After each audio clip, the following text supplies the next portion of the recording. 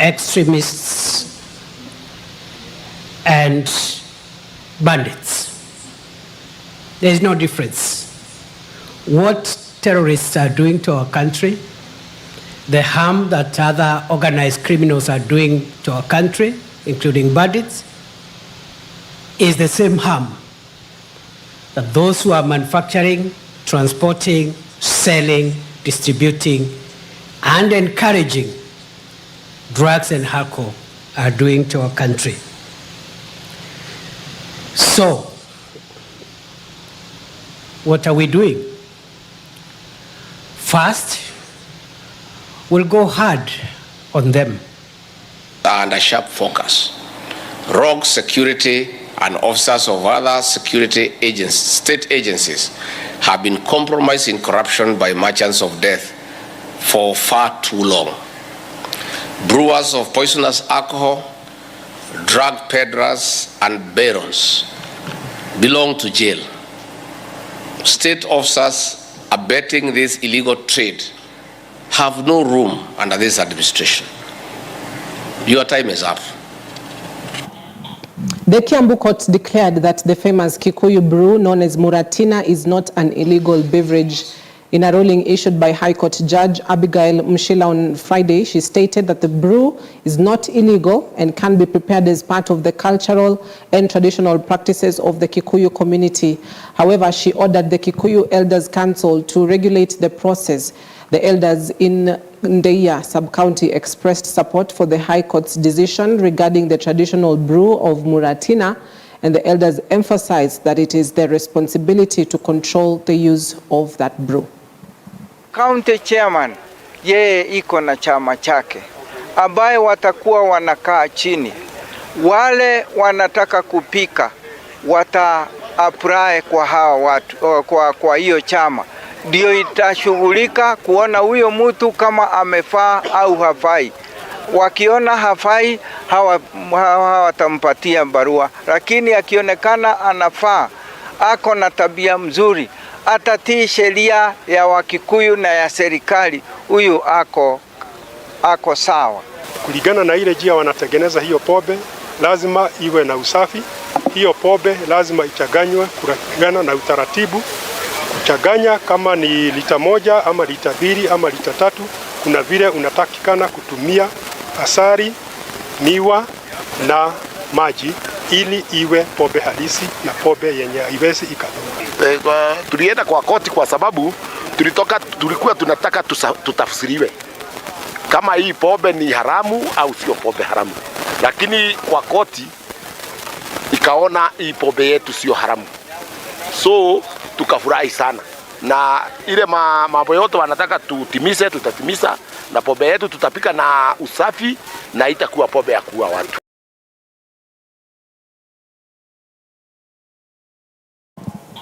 Now, security officers in Molo constituency, Nakuru County, have seized 225 liters of illicit brew worth 1.8 million. According to the area commander, Timothy Odinga, they received information about a vehicle distributing illicit brew in the Chasangwen area, leading to their efforts in intercepting the vehicle and recovering 45 cartons of the suspected brew, branded with a well-known alcohol company's name. The alcohol was suspected to have been manufactured by mixing ethanol and water and filled in using bottles. And he also urged vigilance in monitoring the alcohol sold in bars, as well as cooperation with security officers in the area to combat the production and distribution of illegal alcohol. Mimi naitwa Timon Odingo, mimi ndio sub-county police commander ya Molo. Tunataka kueleza wananchi ya kwamba saa hii tuko kwa kitu tunaita RRI ya pombe. Tunashika pombe kwa kila aina na mahali yote tutaipata. Jana tulipata a tip off ya kwamba kuna gari ina supply pombe ya gin area ya Chasangwan, na tukafanya juu chini, tukakimbia haraka na hiyo gari tukaipata. Baada ya kuipata tulipata iko na cartons 45, na hiyo cartons ukijumulisha inabeba 200 25 liters. Na hiyo pombe tukaiangalia tukaona ni pombe mbaya, ni second generation of pombe juu ni kama imekuwa imitated from the gene which we know, and imetengenezwa kwa njia ingine, vitu imewekwa sio kama ya hiyo company. As you can see, hii pombe iko hapa ni pombe yenye ni wanaenda wanachukua ethanol wanachanganya na maji, na ile chupa imeisha kwa mabaa, ndio wanakuja wanajaza na wanaireseal na kusell again. So vile tumewagundua, so far investigation is going on.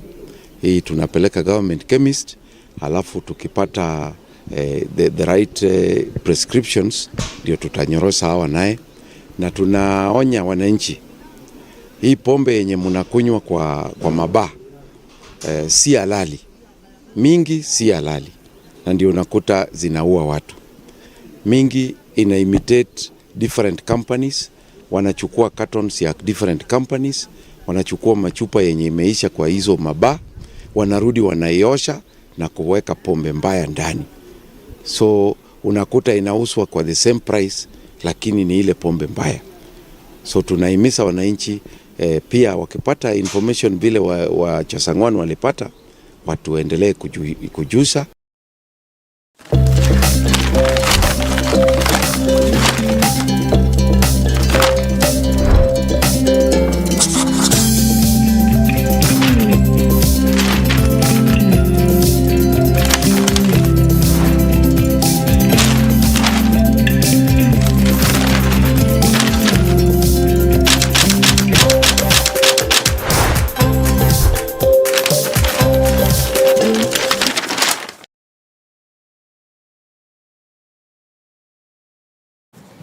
Now let's take a look at the newspapers, what is making headlines and why. So we'll kick it off with the Standard. The headline this morning, the drugs disaster. The drugs disaster, substance abuse. Data from government reveals the war against drug and alcohol abuse is far from over. The risk of youth getting trapped in their addictions is more real than many have imagined. From the figures, Deputy President ought to take fight to the coast and to Nairobi, not just his central Kenya backyard. So the drugs disaster. Now this is a big issue that is crippling a lot of young people, not just young people, also the older people whose family are also breaking apart because of drugs disaster. Now there are some statistics that have been printed out. The national rate is at 2.5%. That basically means 2.5% of the population in this country are addicted to drugs, or at least have a drug problem. Now in the urban areas, we're looking at 3.6% of the national rate. While in the rural areas, we are looking at also 3.6% of the national rate. Now, the key areas that are having drug problems include Nairobi County, Kiambu County, Kilifi County, Kwale County, and Mombasa County. So there's a problem in the coastal region because basically the biggest number of counties with the highest rate are from the coastal region, that is Mombasa, Kilifi, and Kwale. You also have Nairobi County and Kiambu, which are basically more of neighbors. Now, the gender rate in men, the drug problem is at 4.8%. While in females, it's at 0.6%. Now, that is a story you can find on page 2 and page 3 of the Standard that says DP warns police against laxity in fight against drug abuse in the coast. Now, about 26,673 people in this country have injected themselves with heroin, cocaine, and other drugs. I'll take that again. About 26,673 people. Now, that's not a small figure. It's a huge number of people in this republic have injected themselves with heroin or cocaine or other drugs. Now, Gachagua should shift focus in drugs war. It's not just about Mount Kenya region. Yes, it's a region that records high numbers and high deaths. If you look at the recent case, where about 23 people succumbed to drugs. However, it should be now a national focus, also other areas in the country. If you look at Western region, also a few cases are always recorded here and there, be it Kakamega or Bungoma or Vihiga or Busia. A few cases are recorded of drug abuse, or at least drug addiction. And so it's not just about Mount Kenya region, it's a national issue. And the prevalence of portable spirits use in Kenya, I'll take the statistics again. 2.5% is the national rate. Male percentage is at 4.8%. The female is at 0.6%. Now, the central region, the coastal region, the Rift Valley, Nairobi, Nyanza, and eastern, western as well, all regions have recorded at least cases of drug abuse. But in percentage, central Kenya leads at 4.1%. The coastal region is at 3.2%. Rift Valley is at 3.1%, Nairobi is at 2.9%, Nyanza 2.7%, Eastern 1.0%, and Western is at 0.9%. Now, interestingly, the northeastern regions, have recorded less cases, so we need to interrogate why that is so. Now, crimes and vices associated with drugs include intimate violence. That leads at 33.3%. So we're looking at scenarios where people that are, taking drugs, or at least have a drug problem, take it all the way home. And there's an effect to that at home when you're having intimate violence at 33.3%. Economic violence, that is at 16.7%, because somebody would rather use 100 shillings to buy alcohol rather than use 100 shillings to buy a packet of flour. So that is the economic violence. We're also having physical violence at 15.1%, cases of people that have fought in clubs or have at least killed each other at those kind of areas, and also sexual violence, that is at 7.1%. So those are some of the crimes that are associated with drugs, and so it's now a big problem, the drugs disaster, and it needs, actually one of a psychologist that I have hosted previously, her name is Damaris Muthiga, said that this should be declared a national emergency just because of how much the numbers are speaking, or at least the statistics, and how many people that have succumbed to the drug problem. So this is one to watch out for. Also, hustlers raise concern over the new health scheme. Hustlers raise concern over the new health scheme, that is the Social Health Insurance Fund, what we call SHIF, or as others will say, SHIF. And so means testing, the non-salaried workers wonder what tool will be used to determine how much they need to contribute to the scheme. Now, the government has capped it at 2.7% for the salaried persons. While self-income earners shall pay an annual contribution capped at 2.75%. Now, I need to explain this to you.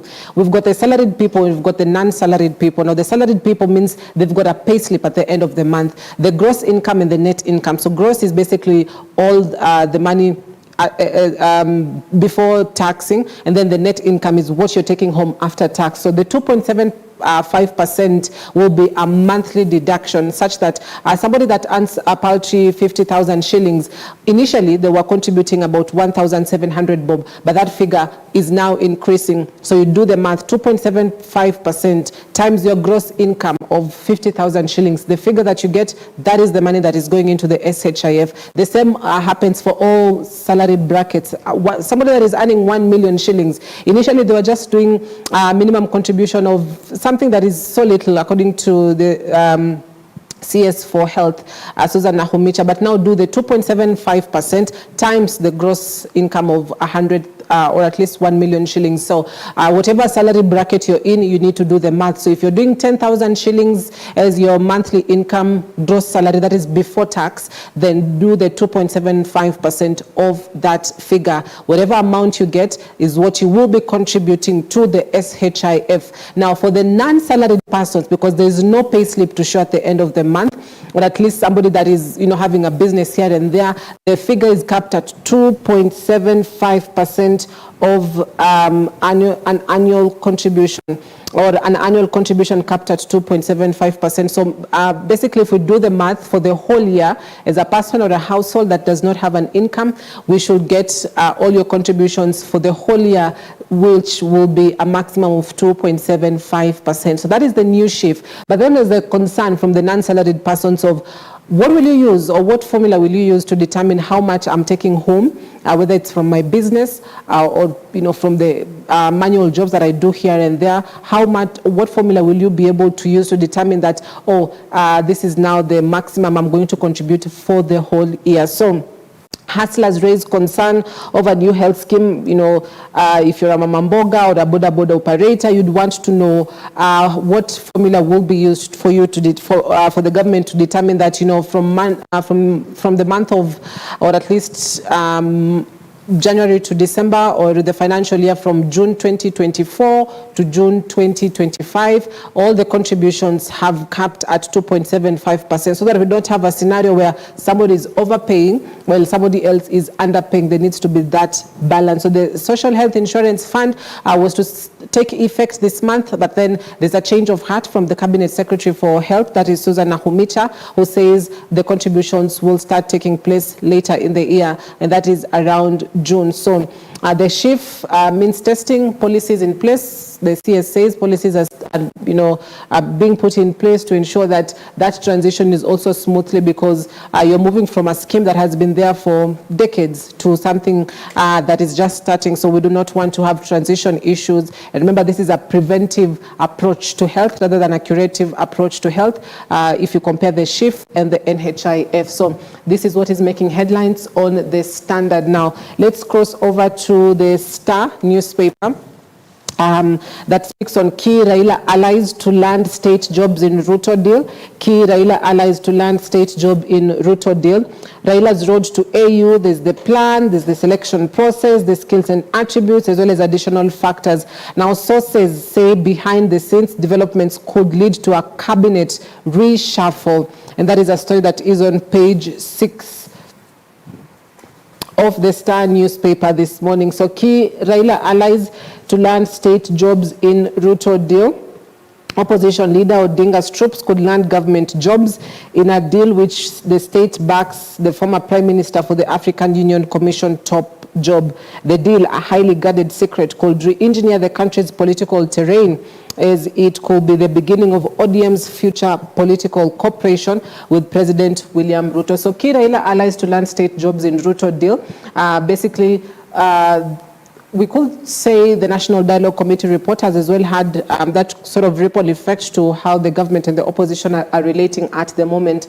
So Raila's road to AU, he will be nominated by President William Ruto. At least that's the plan, for him to be nominated by President William Ruto, because the AU Commission chairperson candidate needs to be nominated by a country that is within the African Union. So if you've got about 54 countries in Africa. So if you would love to have an AU Commission chairperson, you as a country need to nominate somebody. So the plan is to have William Ruto nominate him.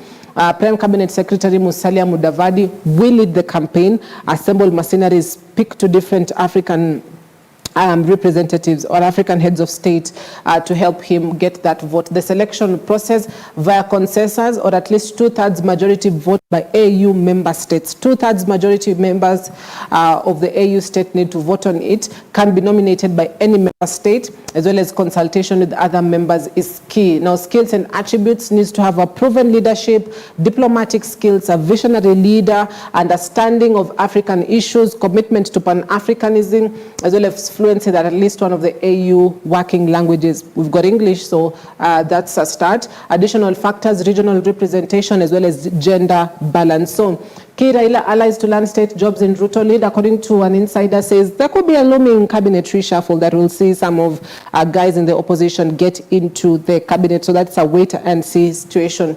Also, how police hiring slot are auctioned for 600,000 shillings. This is according to Maraga reports. 24-hour economy, city grocery shop thriving on healthy diet demand, as well as fight for justice. A fearless white Kanzu activist who survived Moi regime explains about the fight for justice.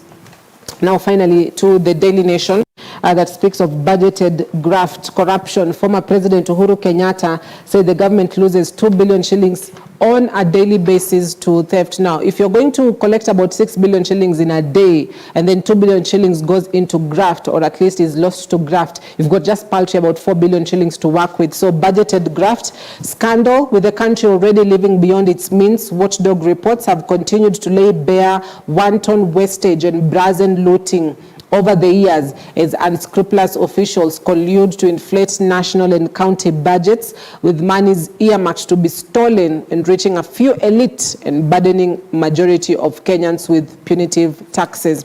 Now, a bit of highlights done by The Nation shows that about 35 billion shillings is the amount paid to non-existent staffers in counties between 2013 and 2022. So between 2013 and 2022, that is roughly about 9 years, we've lost about 35 billion shillings to non-existent staffers. Now, 5.7 billion shillings is lost annually to ghost workers by the national government. 5.7 billion shillings could literally build you a stadium somewhere.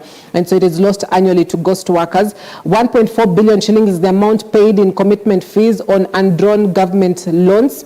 1.5 billion as well is the amount by which salaries of state officers paid through consolidated fund services were inflated. So the burden of graft.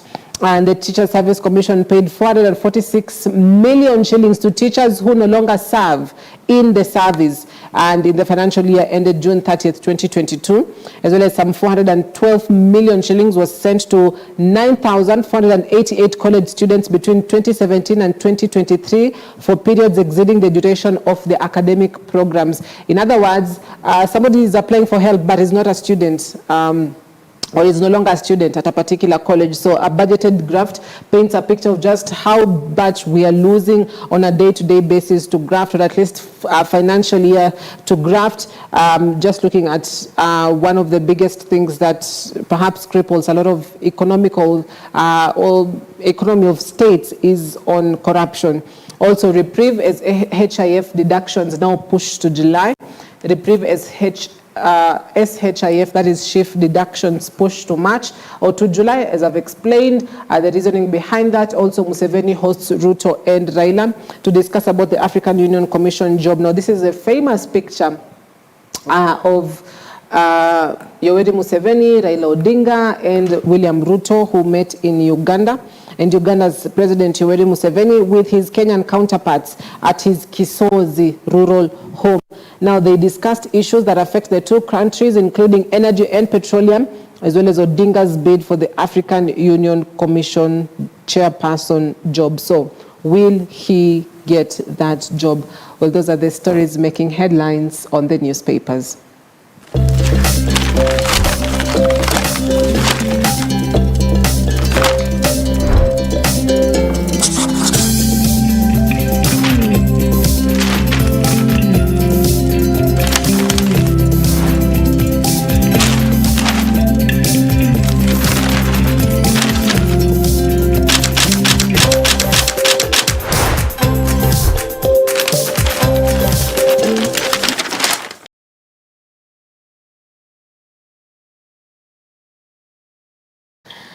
Right, so allow us to take a quick breather, but due to popular demand, we'll be listening into that conversation on job hunting once again. Job hunting never really has a season, does it?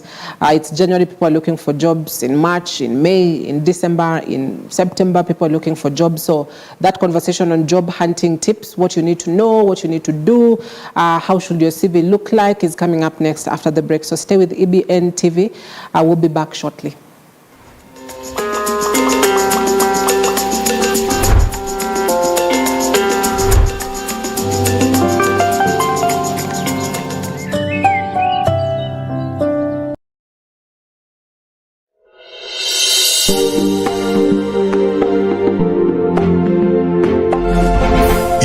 Watching EBN TV, transforming your world.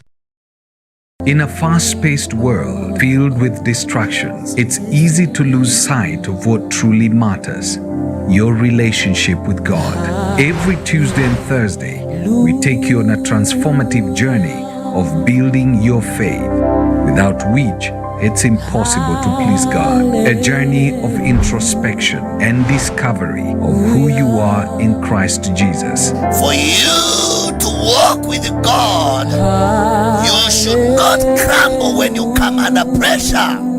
kama umeokoka, sema umeokoka, mpaka mbele ya president, mpaka mbele ya chief justice, mpaka mbele ya kila mtu. Hiyo ndio kuokoka ya ukweli, kuokoka ya ukweli. Enjoy a faith-filled environment of worship and ministry of the word every Tuesday and Thursdays from 9 a.m. with Reverend Felix Kevoy, exclusively on EBN TV. That is the word of the Lord today.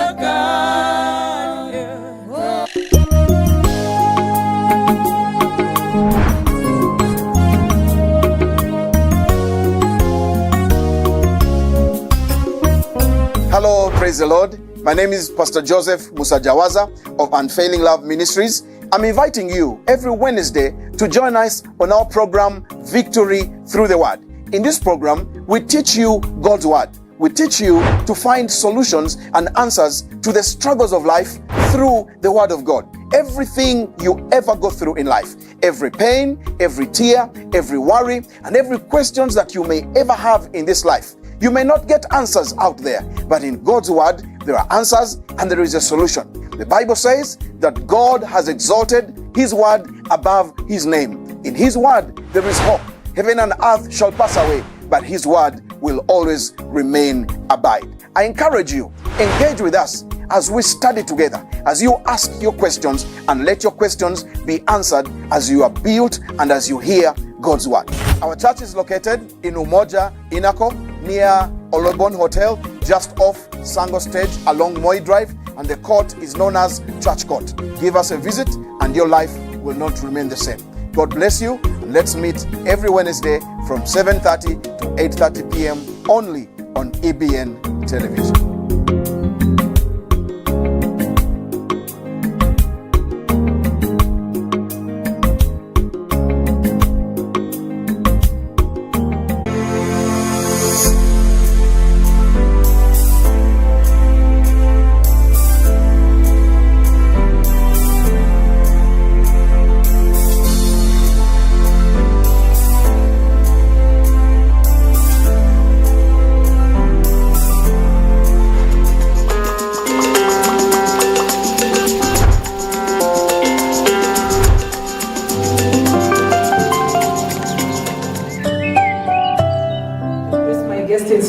I'm joined by Scholar Odhiambo, who is a career development practitioner as well as a career coach. Karibu sana, good to have you back. Asante sana, and thank you for having me. Right. Yes. Now, it's February, and yes. So the year normally starts on such a high note.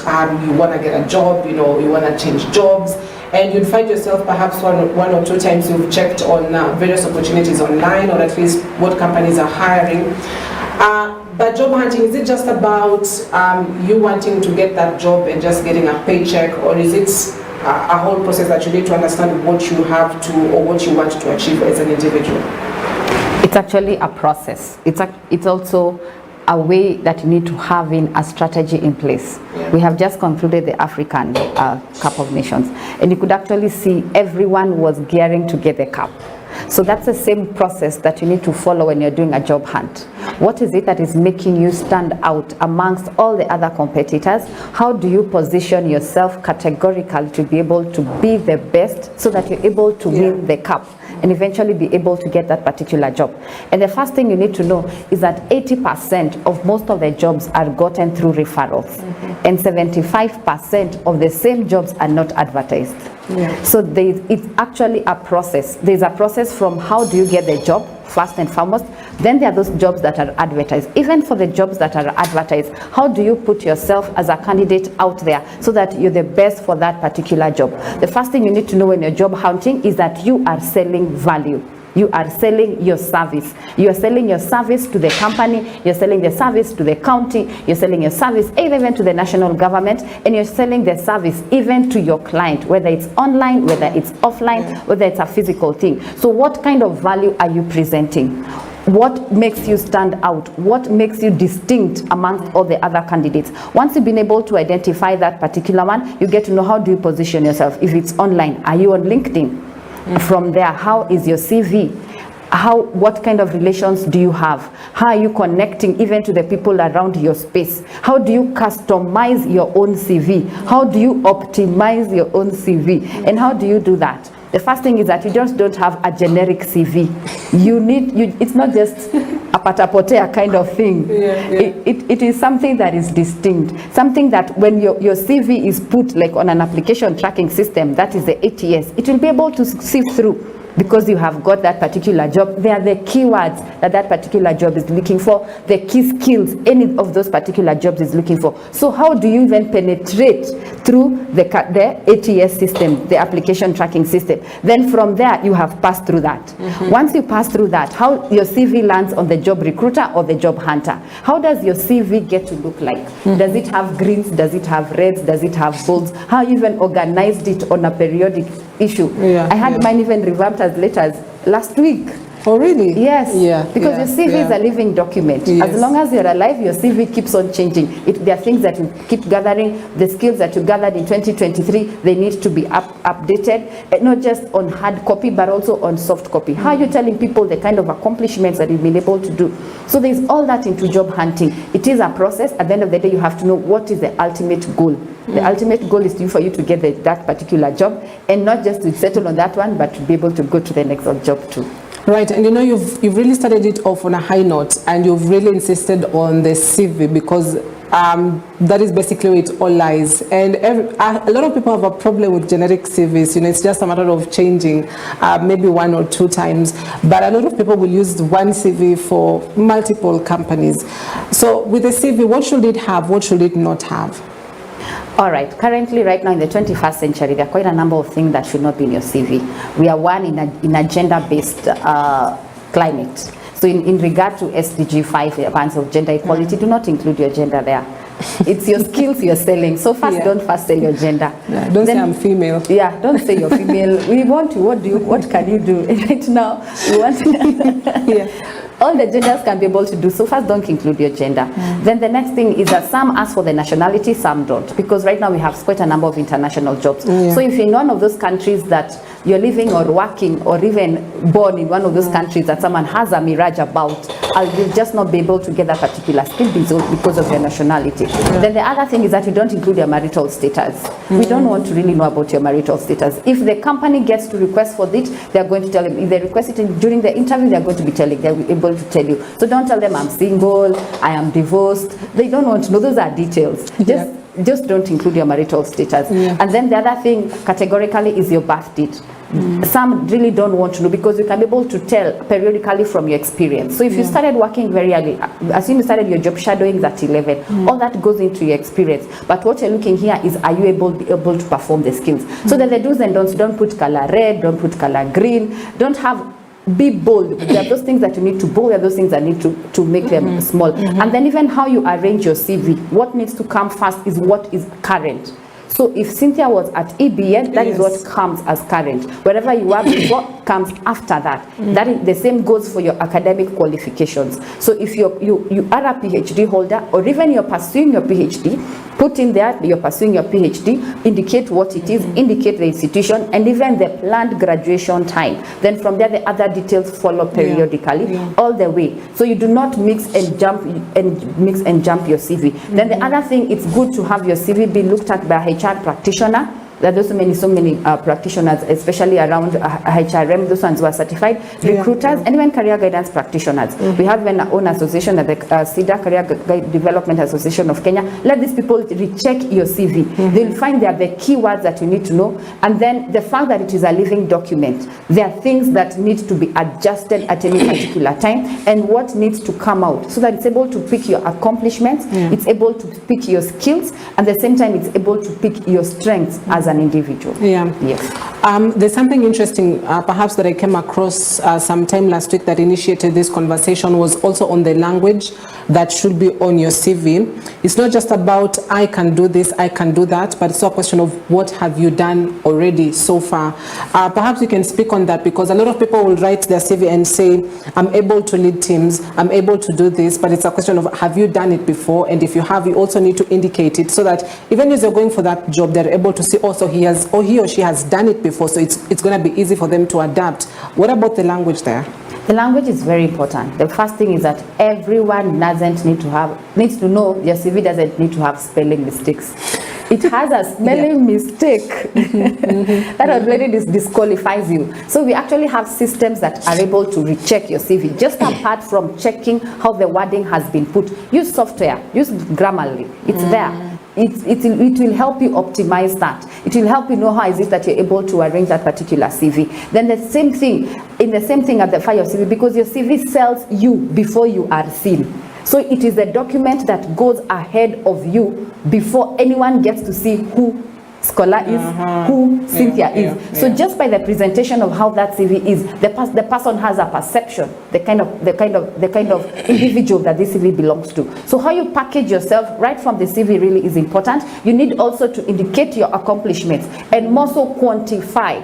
So if you are in sales and you did 30% of what was the target. So if it was in a quarterly, you are the best, you emerge the best, get to quantify. If you are dealing with students, assume you are a teacher, get to say I had 5,000 students and I was the principal. If you are in any other, assume you are in the financial sector, talk about the amount of figures that you are dealing with. So at the back of the mind, the person will be able to get a quantified level that this is a kind of capacity this person is able to handle. If you are working probably even in the county, say you have 5 counties or you are handling the number and so on. So for your accomplishments, they need to be quantified. We always say numbers never lie. So you don't come and say, oh, I was doing very good. How good is good? Say I was doing 30% or I was doing 70%, or even you are doing 150% because you surpass the target of that particular role. Yes. So from what I'm getting, Scholar, is specificity is very important. Don't just be general, because with a lot of jobs, you're going to a particular department or you're going to do a particular thing, so you need to be specific for them to understand. So what exactly can you do? And that also brings the question on, you've got somebody that has just finished Form 4, unfortunately didn't qualify to go to campus or at least any TVET institution, so they're still trying to figure it out, but they still need a CV because one or two times they'll go to a job and they're told, can we get your CV? So for somebody that is at that level, has just left high school, how should their CV be looking like?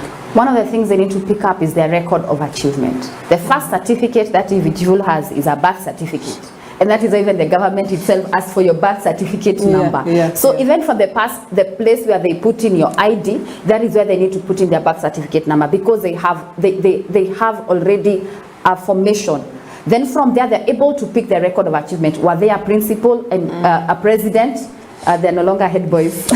Girls. So were they a president? Were they a captain? What kind of community activities did they do? Did they go for Mata Headrun? Did they go for Detol Headrun? Did they go for Nairobi Marathon? What kind of activities were they able to do? What kind of sports activities were they able to engage themselves in? That one should really categorically come out. What did they get any kind of awards when they were in school? Then from there, were they involved in any other community works?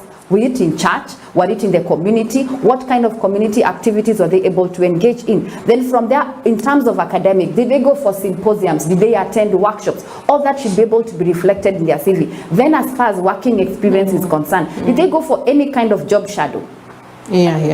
Last month I was talking to her Form 4 and I told her you need to go for a job shadow, but the results had not been out, so she did not know what she's going to get. And what she wanted to do was to be in the medic sector. And right next door to their home there's a dispensary. And she was very excited and called me and told me, Scholar, I went to this and I'm excited, I'm getting to learn. Because in itself, it's part of job shadow. She is learning. Yes, she only has a Form 4 certificate. The only thing she had to do is present, because there are skills that she's able to acquire. There are things that she's able to do, 1 or 2 or 3 things. So for her, that particular role is going to appear on her CV. Then from there, you keep building up. When they start, they've not gone left, they go for their holidays. If they've engaged in their parents' businesses, that also needs to go to their CV. If they've engaged in any uncle, I assume they are going to an uncle's part, they help in 1 or 2, 3 items, including courier services. People think I used to just be sent from one place to another. That particular service you are providing, your parent could have paid for it. So that is an accomplishment for you. You are able to say that I was able to do this. The other thing is even in terms of digital marketing, they are able to update their Facebook for companies for what? They're able to do those particular jobs, not just being on TikTok and on Instagram, being able to update, all that can be able to go to their CVs, because that is a part of the digital space and part of creativity. Then the other thing they need to know is that what they learn, they have to keep re-updating. So even in their social media handles, they need to find groups that help them. And this goes for everyone across the board. They need to find groups and join those groups that are aligning to the part of what they want to pursue, aligning to the kind of jobs they really want to pursue. So in that, you're going to be able to share your thoughts, you're going to be able to share your ideas, and you're also going to be able to share your opinions, because there is where you get to sharpen each other. So if someone is talking about this particular topic, how experienced are you to be able to comment, even one statement, 2 paragraphs? So the more you keep doing that, the more you keep sharpening yourself, the more you keep acquiring your skills, and that helps you provide a cutting edge. When you talk about, assume you are in the project management, people will be able to say, sure, we can be able to see Ochieng in project management. So the moment you're going, oh yes, he communicates, we're able to see him in the group, he keeps in the visibility is there. And this both apply on LinkedIn groups, the Facebook groups, any Instagram groups. Get to communicate. And right now, not leaving WhatsApp, get to communicate the same thoughts even on your WhatsApp profile, on your WhatsApp status. Those go a long way. Then the other thing, it helps in terms of research. That particular is, yes, they are a student, but what more information do they know? What kind of information are they able to share? They can just say, I just cleared Form 4. There's someone else who's not cleared Form 4. So even with your Form 4 knowledge, get to share part of the skills and the experiences that even you had in school will really go a long way for you. Right. Yes. And I'm glad that you mentioned, skills such as courier services, because it really, depicts somebody that is trustworthy. And because normally at times we'd expect the CV to have the big things, but there's also the small things that matter. You are able to help at a dispensary. You are able to, share your thoughts at a community, place. Means you can actually do public speaking. You're able to do courier service. It means you're trusted to move from one place to the other. So the small things matter, don't they? They actually do. You'll find that any job hunter person or any recruiter, any HR practitioner is not just looking for your technical skills. They're also looking for your soft skills. And I want to quote what Mark Savickas gets to say. He handles them under 4 C's. The first thing is communication. How are you able to communicate? How are you able to present yourself? Is it online? Is it offline? Is it in terms of PR, public relations? How do you address your own boss? Are you obeying the 48 laws of power? If you've not read that book, go and look for it. How are you able to experience? How do you even answer a critique? How do you answer those people who bash you right front? You're ugly. How do you react to that? What kind of emotional intelligence are you applying as far as you're communicating? The other thing is part of critical thinking. When you're given a problem, how do you able to solve the problem? How are you able even to adopt to that particular attitude? Because every person in our job space has a problem, and they're looking for someone to solve that particular problem, and that is why you're actually being. How are you able even to break to new ground? You've been told we have a new client, we have not dealt with them before. This is what we have. This is what they want. How are you able to go and provide solutions and add value and show that your employer that you can be able to do that thing? The other thing is in terms of collaboration. That's the next C.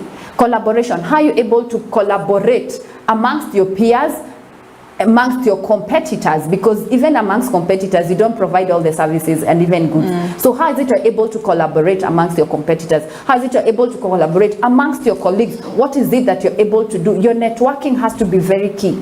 If you cannot provide that particular solution, who else amongst your network can be able to provide? Who else is providing it perfectly, even on a global space? That has to be very key. We have international solutions right now. Who else is doing the research?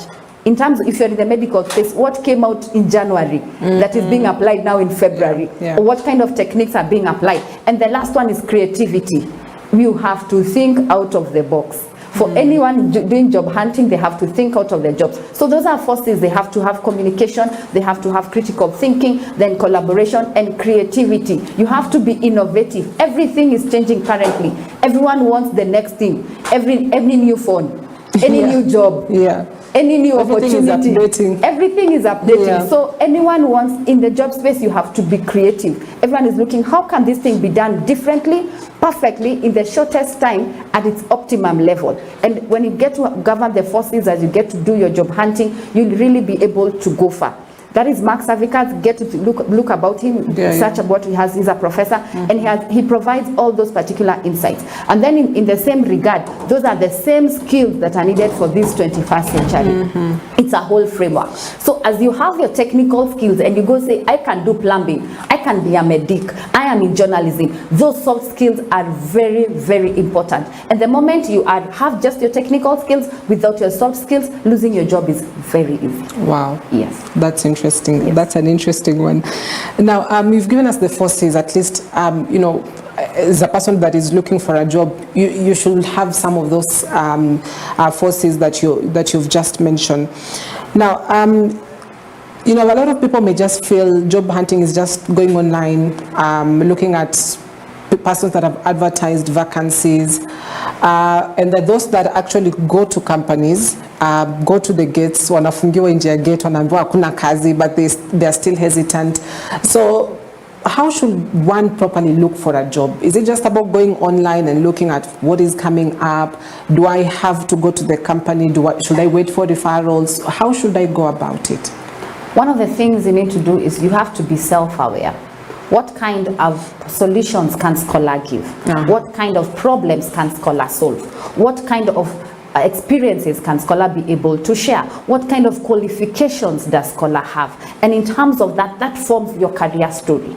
And when that gets to form your career story, from there you have to know how to pitch. So everyone doing job hunting, they have to have a 30-second pitch that they're able to sell themselves. And this one, they sell their qualifications, they're able to sell their accomplishments, they're able to sell the problems they can solve in 30 seconds. We always say you go up with the boss, by the time that lift reaches 5th floor, you have got your job, you have closed your deal. And they're able to sell goodwill. Exactly. And they find themselves, they're able to sell a product, but they can't sell themselves. So it has to be top notch at what will impact that particular person. And even in your 30-second speech, you also have to know what is it that is valuable to them. So you cannot go and say you tell someone in their disengagement, as far as career is concerned, this is someone who's retired, and you're going to sell them the top-notch fashion design. That will not click to them. But the top-notch fashion design will appeal currently to someone who is in their 20s and then the exploration stage. So you have to know what is it that you're selling. Even in your 30 seconds elevation speech, what is it that you are selling? So those ones who keep knocking at those gates, I would applaud them for their resilience. Those people go far. Because they are there, they are told hakuna kazi. Exactly. Kesho tena nabo hakuna kazi. They don't finish a week before. Hatuna kazi lakini kule kuna kazi. And that is not the next thing you have to do when you're job hunting. You have to conduct information interviews. And then information interviews is a people you look up to and you're willing to go into the spaces they are in. Look for 2 or 3. Get to call them or get to even message them, LinkedIn them, tell them, I want to have a 3-minute conversation with you. If you really don't know them, introduce yourself. I am Scholar. I have liked what you're doing at EBN. I want to really connect with you. Can you spare for 2 or 3 minutes so that I'm able to just speak to you? And so many people love talking about themselves. So as you do those particular interviews, the person will be sitting there and they'll narrate their stories. And you are looking for 2 minutes, they'll give you 30 minutes. Once they give you the 30 minutes, they'll be able to tell you the experiences, they'll be able to tell you their pitfalls. And out of it, you are gathering experience as an individual. In the same thing, you're also getting to know the kind of spaces. You're also networking. It's kind of free kind of networking. Out of that, they'll be able to tell you, we have a gap here. We have a gap here, we need a person here. And even you yourself, even in your normal day-to-day conversation, you'll find that you have experience. Your kind of, even vocabularies have upgraded. Because now you're talking like the project managers in the project space, not just like a student or someone who is not just job hunting. So by doing those particular information interviews is very good. They're able to tell you the kind of opportunities because talk and the people talk. So you're able now to feel the 80% that we are talking about. So if Cynthia was here, she'd been told at EBN we have an opportunity. It is only known at EBN there's an opportunity. So you connecting with that particular person, having that information in interview, they're able to look, by the way, we are looking for an opportunity. Then they're like, okay, what do you want? This is what you're going to say. You'll find those things happening. Evening hours, people taking coffee. When you go to that interview, say, A, B, C, D. You're going to meet, this one is very harsh.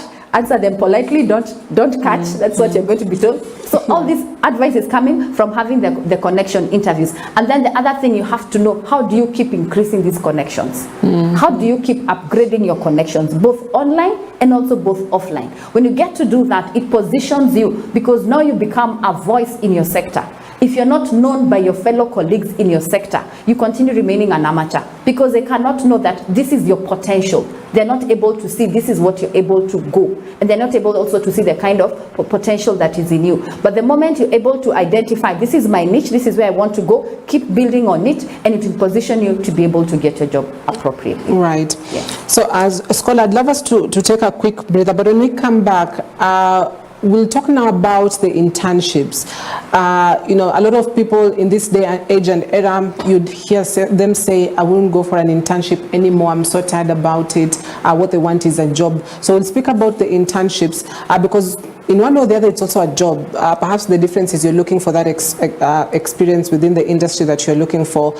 And on what do you do when you've got an option of either taking the internship, which is not, you're being unpaid or you're not being paid, and taking an internship where, there's also the funds. What do you have to do to consider that? So that conversation returns in a bit. If you've got any more questions that you'd love us to pose to Scholar here, this is the opportunity for you. So SMS line is open. Also, SMSers on WhatsApp as well will be able to share your questions with Scholar. So we take a break shortly. We'll be back in just a bit.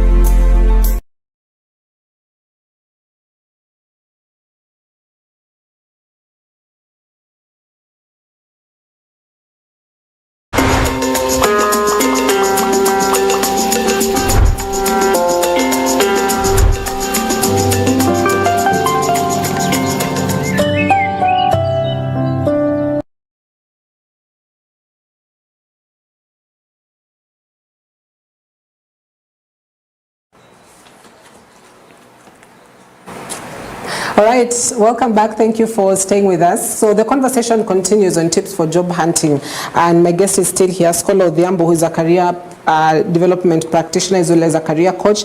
She's been able to point out on some of the things that as a person that is looking for a job, or at least you're even intending to switch your job to something else, there's some of the things that that should be relevant within your CV. Please do not include your gender, do not include your marital status. But before the break, I'd also mentioned about internships, Scholar, and straight from campus, or at least straight from college, you are expected to at least have some bit of experience, even if it's an internship opportunity. But the language that I've had in a lot of my peers, I'd say, is I'm not open to an internship, especially if they're not paying me. I would rather just get a job or do something else. With an internship, what should be the approach really? You have to be open to learning. Yeah. And that is a one thing that everyone needs to know. We call it lifelong learning. The moment you go, you're going for an internship, you're going for the internship because you have a gap. You probably have the skill of theory, but you don't have the skill practical. And that is why almost most of the TVET students get to stand out. But you'll find they'll also have the practical, but they don't have the soft skills. They know how to deal with the machine, but they don't know how to deal with an individual. So when you go for your internship, it gives you the opportunity to be able to put into practice your skill set. It will be able to see how is it that you're able to sharpen. It's like going back to being filed. So going for an internship, you are being sharpened so that you're able to stand out and have a cutting edge. The first thing that you need to know before you graduate, that is what you call attachment.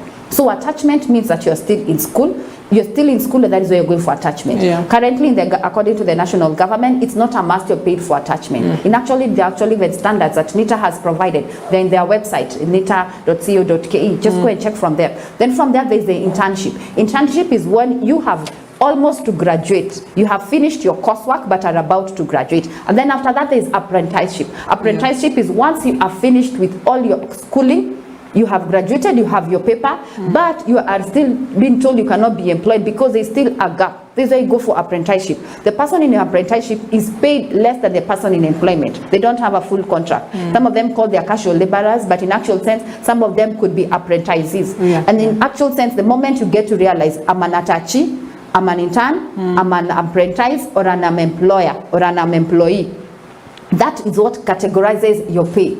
It is true. You can even move from being an apprenticeship, and in that they get your skill set is sharpened too much that even the HR is able to know that this person is worth it. Then after that, if you prove yourself, some people call it like probation. So you can actually see the person going for an apprentice, they really may not go for that probation because they have proved their worth. Even the person going for probation, they are just testing you. They're testing their waters, whether what you said is in the same regard to what you're able to do. Because if you cannot be able to prove your word in regard to what you're able to, you said during the interview and during that process, they'll not be able to get to accomplish that. And that is why probation is very important. Then the other thing is that you need to know when you are an attaché, the only thing you're not doing, you're not paying school fees.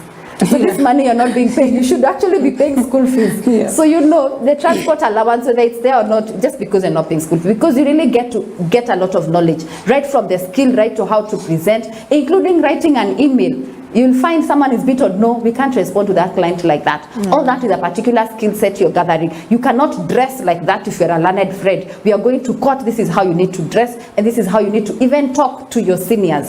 So there's a lot of exchange and a lot of learning you have to do. So it is important, whether you are going to self-employment, whether you are going to being employed in a job, whether it's your own business. Oh, this is my father's business. What do I have to learn? No, you go learn. Go to another person who has a business, talk to their father, and in fact do an exchange program. You'll find you'll come with new skills that your father is not exploring, and you're taking other new skills that they do not have. So do not say that you don't want to go for that. You keep sharpening yourself. I always say for you to keep sharpening yourself in this, that's how you get to have your employment skills. Then the other thing is that those particular people, they lack what we call career management progress. And I'll quote humbly. Humbly gives us a career management cycle. The reason they're refusing to go for that internship because they do not want to complete the cycle. And the first thing is that by what motivates you. So what is it that is motivating you to go to that job? So by going to that job, I worked in a TVET institution, I was in the hospitality industry. I want to go for an internship in a 3-star hotel. Then I want to go for my apprentice in a 5-star hotel. The moment you have that on your CV, no employer is going to drop you because you're like, oh, you mean you've worked at this 5-star hotel? Yes. Perfect. I need someone like this. So whether you're applying in another 3-star and you have come with the experience of a 5-star, there's no way your salary is going to be below. So that is why one of the things that those particular skills are important. The another thing is the approach. What kind of approach are you using? So you're using the attachment skills, you're using the intern, from there you're apprentice, you're using the connecting, what I was talking earlier about. Then from there you are self-aware. This is what I can do. These are my best skills, these are my best. Then what is it? What kind of opportunities are there for me? Opportunity awareness. All that goes back to the cycle. Then the other one, you get to decide. I will not apply in 3-star hotel. I'm going to apply in 5-star hotel because 5-star hotel they pay more and even the tips are more. True. Because the kind of clientele that is attractive. So I'll better keep pushing for this 5-star, but I have to build my skills. But if I miss the 5-star, I will apply the 3-star because either way I'm still in a position. Then from there you implement your decisions. Don't just sit there, oh, I decided, oh, I got that job. Go to work. And when you go to work well. Go on time, dress well, present yourself, go implement. Then from there, manage the outcomes. What is it that happened? Oh, that boss is too tough. Oh, I'm not meeting my targets. Manage the outcomes that are actually there. And eventually evaluate the process. The year has just ended. People are evaluating. I need to move this job. I need to hunt for mine. Probably in a toxic work environment. Probably you're feeling that you are underused. You have outgrown. So you're on autopilot. Oh, this one I can be able to pass that voucher. You're not even looking. You are so used to that particular job. You need to get to the next level so that you're able to evaluate the process and know I need to go. So in that, you'll be able to manage your career. So you just don't do kind of a haphazard way of management of anything. No, there is a plan, there is a process. The moment you reach evaluated, go back. What motivates you? So you actually find it is a cycle. It is going round and round and round. With that, you'll find the person is progressing. They are moving from one step to another. People do it whether you think they do it or not. They actually do it on the background. Yeah. Yes. Which has brought out an interesting bit about the persons that you find in their CVs. They've got experiences of 1 year, 2 years in different places, worked at place A for 1 year, at place B for 1 year, moved to the other place. Then you'd find somebody that worked at place A for 5 years, the same place, perhaps a different place for 4 years. And you'd hear bits of persons saying, it is best if you've had to work at a place for an extended period. 1 year is just not enough. How practical is that, and does it affect the next employer? That varies, one from the individual to individual, because in just what I've just quoted up, as far as their career management cycle, their approach is different. There are those ones who've identified. In fact, I know a CEO, she does not take 1,000 days in that company. She goes to that company and say, I am here for the next 999 days. And she reduces. Before they reach her 1,000, she's off to the next. The next one, she says, I am here for 999, and she is off, because that is a kind of approach that she has picked, and that has worked for her. She's not been jobless and doing very well. So the moment you get to know your approach, you say, I am going to come to this particular company, stay here for this particular time. You're able to decide, and from there you're able to manage. So by you saying that the person, because of the different kind of approaches, I stayed here for 5 years, I was able to gather experiences, but I'm not growing. I cannot outgrow the CEO. So the best I can do is just to be probably even below the director. But there's this company that you can go because of your skill set, and you become the CEO in that particular company. So how do you position yourself? So it varies from one person to another. Then there are those ones that there is potential. You can actually say, I'm on this particular salary scale, and in this company, as long as you're on this salary scale, there is no growth. There are no bonuses, there are no incentives, there are no motivations. So what do? Think outside the box. Critical thinking, out of the box, and get to know your next job. And from there, that is what now your kind of networking is like, because you're able to say, oh, in that company, that is how people do things. So it doesn't matter what you do, it doesn't matter whether you die at work, it doesn't matter. As long as you're there, the same status quo remains. So for that individual who gets to progress, that is also fast. Then from there, you get to know what kind of person, what kind of personality are you.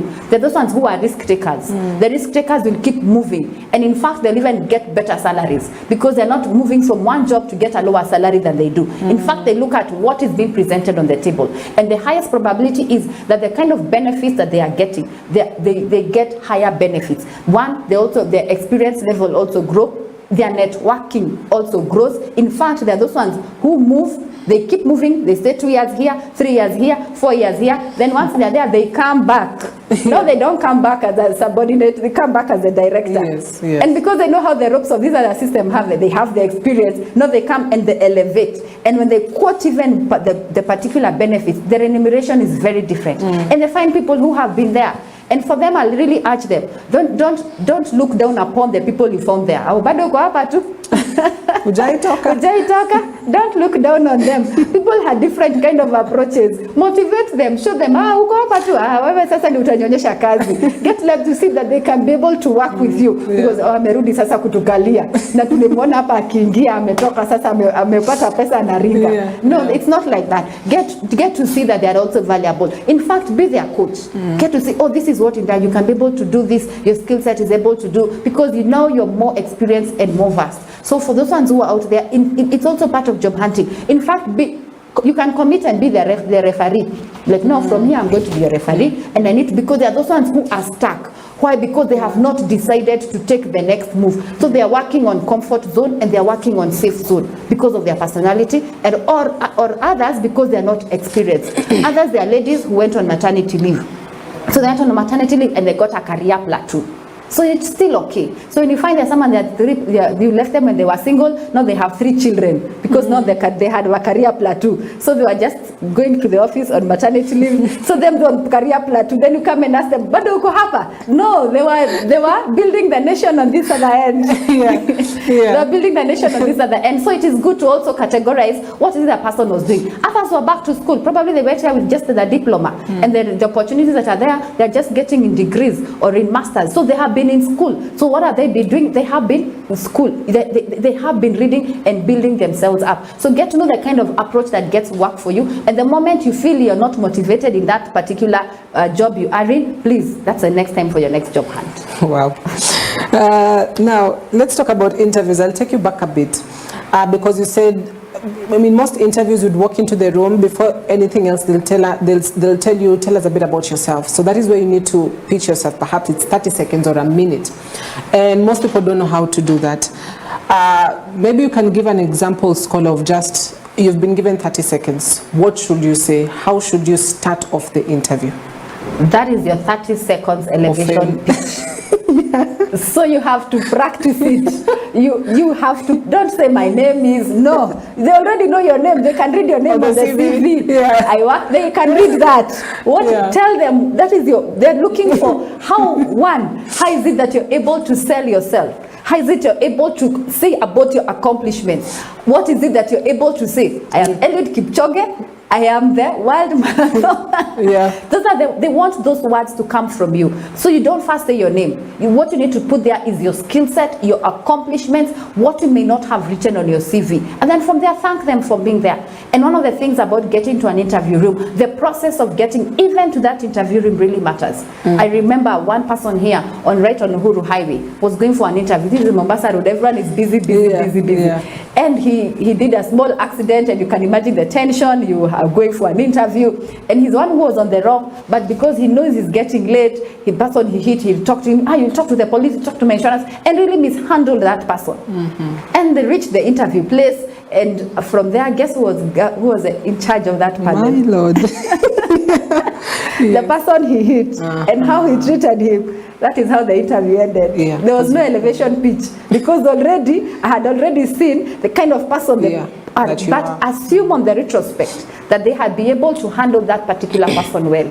They would have got that job with the credentials and without the credentials. I think God had sent him a guardian angel to get that job before. But he mishandled that particular opportunity. So even on that particular bit, if he was able to handle it well, he would have got the job. So even how you handle first the panel, research who they are, research what the company is all about, get to know what is their mission, what is their vision, do background checks, go to Glassdoor and get to know this is a kind of range that they're able to do even for their salary. Because the moment you quote or a wrong number, a wrong amount, they will pay you that wrong amount. In fact, the HRs are very happy about it. They're like, this one doesn't know their worth. They give you the low amount and they'll not increase and they'll make you work for it. And yet someone else came and pitched on the high amount and they were able. And you can then be doing the same role with the same job description, but different salary scales. Why? Because of what you did on that particular interview panel. So what you present, how you present, what you present is really important, including how being on time.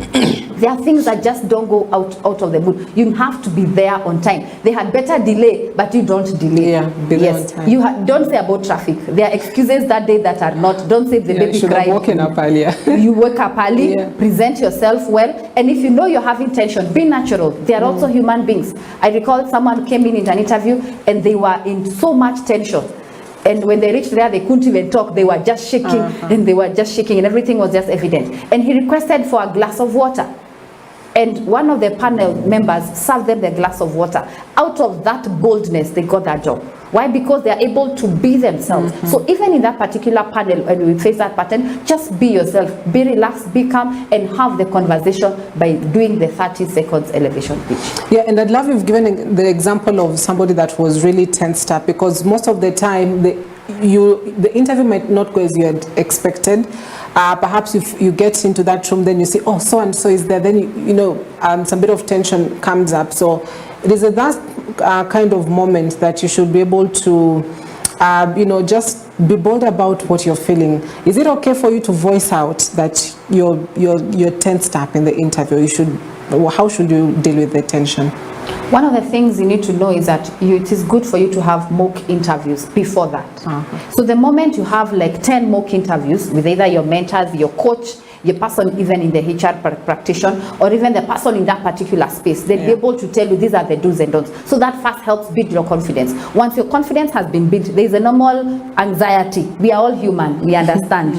From there, get to use a lot of emotional intelligence. Get to say, I cannot say this, but I can say this. But if it reaches the peak, just be yourself. That person got that job by just asking that glass of water. And out of that glass of water, he was able to get that job. If it is really, really bad, excuse yourself. Like, I know I've been here. I'm sorry to just take your time. Can I just get 5 minutes and just breathe? In fact, just breathe.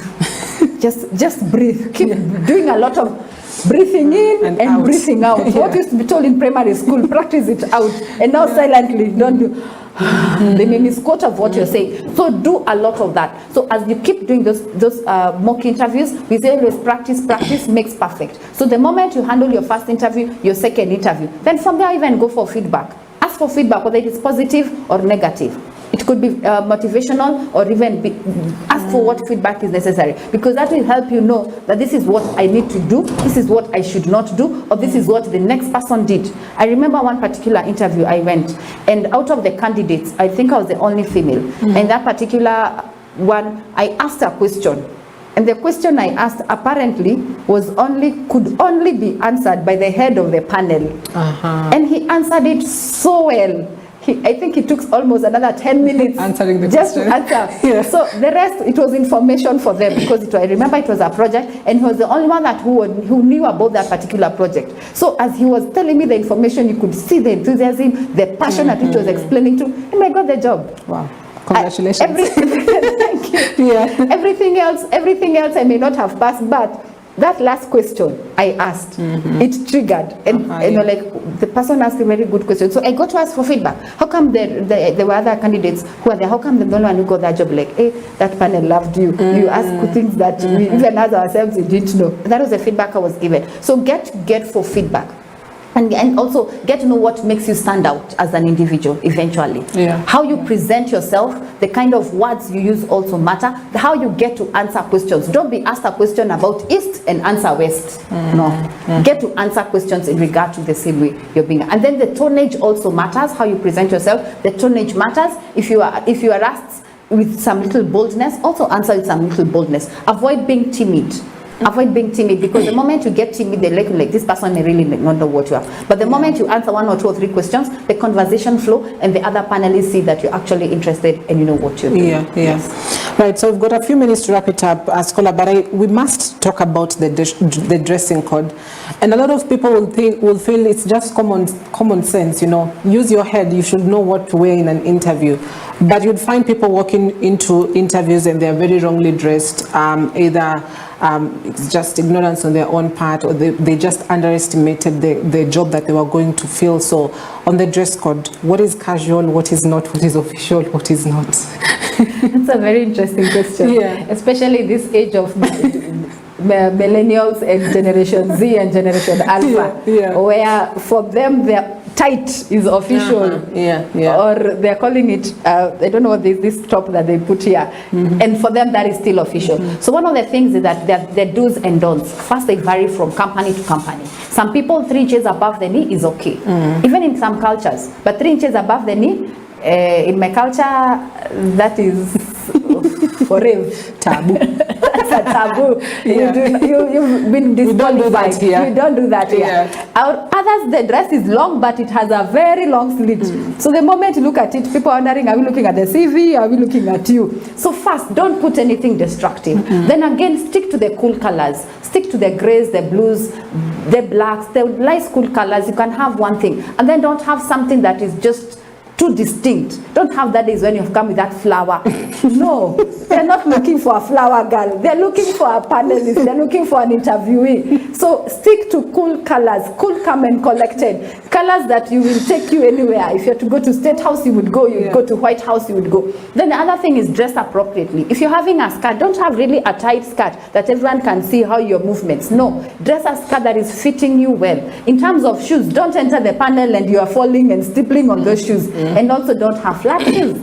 Doll shoes, no. If you're going for an interview, please don't have doll shoes. Put doll shoes after. Yes, find 2-inch, 1.5, a wedge, a nice thing that is presenting. For gentlemen, look for a nice tie. Don't put on that big bow tie that has all those bling blings. No, avoid that. Just be nice tie, be neat, and then from there just be neat. That is one of the things that needs to be looked for in interview. You have to be neat, you have to be presentable. Even for your coat, it should not be too tight that everyone can see you're tight. We know you have muscles and you go to the gym, but please don't show the interview panel. They can know that after that when you meet with them in team building. But just put something that is presentable, then also something that is fashionable. You can't enter there with a clothes that was for 1960 because this is in its layer or your hair is just up the moon. No, you have also to go in regard to style. What is the current style? The current, it is true, it is a suit, but the suit can be worn by 5 people. That is a style for them. So have something that is of the current style, and again, not too tight. Remember, I've said not too tight. Something that is presentable. Even for how you get to don't do your makeup. It's not an evening dinner. So just don't have those bling blings and all those eyelashes that are there. No, just have something that is simple, something that will go well for everyone. Your nails. You know you have nice long nails, and that's the day you want to show that you have your tips. Yes, you have your tips, yes, but remember you're going to a place where people may not appreciate tips. They may ask, how will that one work with all those long nails? So get to have something that is manageable, something that is presentable, and then from there, even how get to present yourself also matters. And don't forget your roll-on or your cologne. Don't go there, people get to know you are walking. No, let them know, she has a nice cologne. That will really make the difference. So your dressing really matters, and even how you dress even at work also really matters. There are people who've been upgraded as far as their jobs are concerned just because by how they dress. I remember the CEO of Jubilee currently, she's won quite a number of awards, and those are the things that have positioned her. How she dresses, how she presents herself, including simple meetings. It doesn't matter whether you're dealing with children, it doesn't matter whether you're dealing with dignitaries. How you present yourself in any meeting really matters across board. So even for those people who are in toxic work environments, or they're still job hunting and they're in a job, how you're presenting yourself, because people receive you by how you dress. You are addressed by how you dress. Wow, addressed by how you dress. Yes. Now, because we're out of time, there's a question that has come in, but I might need an interpreter for this. So somebody is asking and asked in Swahili, ni mbaya kuenda job kama nimepiga para na petco. Now the problem is, that's shame. So we might need an interpreter for that, but perhaps you have covered it somehow. Or scholar, you know what para and petco is? Ya petco si oh, ya kuchana nywele. Ya kuchana nywele kidogo kidogo. Okay. Kuna kazi zingine ambazo unaweza vaa kofia, lakini kuna kazi zingine ambazo huwezi vaa kofia. Kama uko nje ya ofisi na unafanya kama sasa jua ni kali, ni sawa kuvaa hilo kofia. Lakini ukijua hiyo kazi si lazima nivae kofia, toa kofia tafadhali. Na hata ukikaa kwa dawati lako, toa kofia tafadhali. It is always respectful not to have a cape. Even you can see even with the sergeants, including the people in the military, as long as they are working on their desk, they have their cape somewhere on their side. Even when they enter the car, they have their cape, because it shows that you are putting something that is of essence. But all of us are in the sun, we are even playing golf, we are working, yes, that is okay. Then also the kind of job matters, also how you dress. We had Steve Jobs. Steve Jobs was forever in jeans because he knew this is a tech space, but the brains were at work, and that is a design he put. We have Mark. He puts on one t-shirt, but the day he went to Senate, he dressed in a suit. Exactly. So you also have to know, I cannot go to Senate in a cape. And a t-shirt. And a t-shirt. But he had to redress. So you have to know how you dress, the kind of environment, the kind of place you're going to. You can also not dress in a swimming costume and you are in the office, no. And you cannot have a dinner dress in the swimming pool. So you need to dress in regard to the occasion, you need to dress in regard to the activity, and also you need to dress in regard to the activity that you are performing eventually. So para na petco. Ivalia mahali ambayo inatakikana. Right, so I'll give you 30 seconds to wrap it up, Scholar, because we're out of time. There's a famous line that I came across with: a successful job search is much more complicated than having a good resume. So it's just more than just a good resume. So 30 seconds as we wrap it up. Thank you so much. Look for me on my social media handles and get to know that how you present yourself is regard to how you're going to be addressed eventually. Then number thing, have a progressive, have a plan, have a career plan, have a way you're able to get to know those job hunts. Then from there, even be able to address, get to have a record of what you're doing, be able to pick everything in regard to your CV and seek help. It's always right to seek help. It's always right to get to believe and look to your next ambitions. Then also look for CDAC, look for inactive skills. We are there to help you. We are there to help you move to the next level in any sector you are in. It doesn't matter where you are in. There's always a light at the end of the tunnel for your next job, for your next good pay, for anything that you're getting to look for. Thank you. All right, thank you so much, Scholar Odhiambo, who's a career development practitioner as well as a career coach, for coming this morning to share tips for job hunting. I hope that you've learned so much, because as Nanjala here, have learned quite a lot. And in case you've missed this broadcast, you can rewatch it across our social media platforms as well as on YouTube, just to get, you can share this broadcast, by the way, with somebody that is or could be looking for a job right now. It could be you, could be somebody near you. Just share for them to be able to understand what they should have or what they should not have as they go out for that job hunt. So all the best as you do that. And thank you very much for watching. Coming up at the top of the hour is Your Faith with Reverend Felix Kavoy. So keep watching EBN TV. Have a blessed morning.